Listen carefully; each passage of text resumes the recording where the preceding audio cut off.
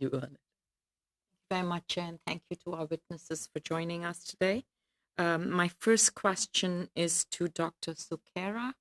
Dr. Sukera, I want to dig a little deeper on bullying in schools, the bullying that Muslim boys and girls experience. I wonder if you can comment on the role that social media plays in this context, especially given the fact that the Senate will sometime in the next year receive a bill from the House of Commons around social media and hate. I wonder if you can help us in that context.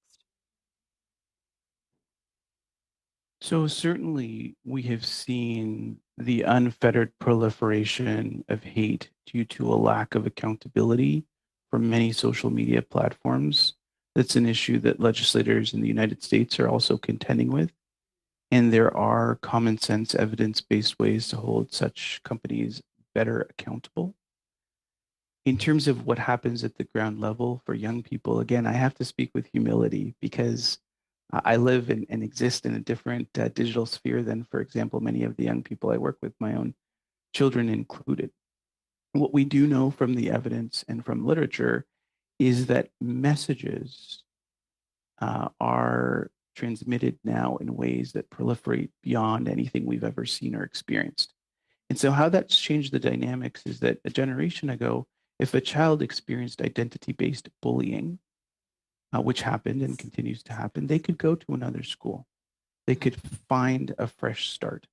But that's simply not the case anymore, where kids find that such bullying, such messages, the permanence of it follows them wherever they go. It leads to a profound amount of mental distress, and it compounds the effect of existing mental health difficulties and challenges and trauma, particularly racial and identity based trauma that young people experience.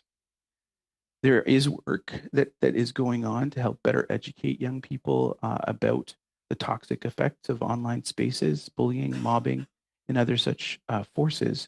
But certainly that doesn't get to the root of the problem, which is that hateful messages are permitted and allowed to continue to proliferate, foment violence.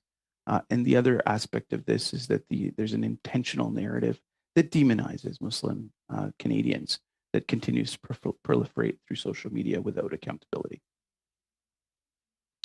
Thank you. If I have do I have some time? Yes. My question is for Miss Jackson Best.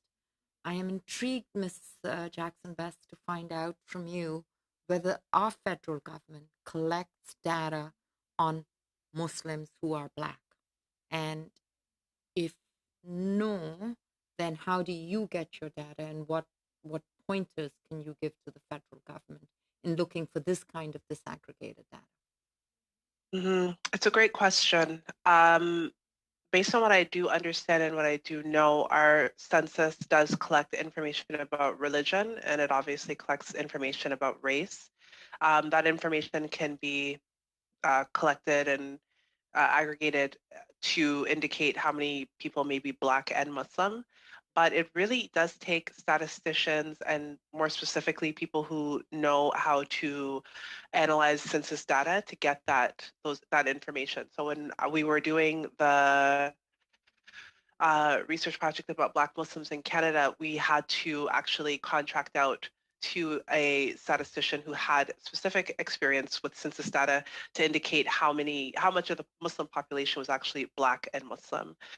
And so, I think that it would be a great opportunity and idea for our federal government to be collecting this data so that it's more easily accessible and that we can put our hands on it a lot easier. But at the same time, we also know that census data or the census itself is not always taken up by communities of color for fears of surveillance and safety, and it won't always capture the appropriate numbers or the accurate numbers.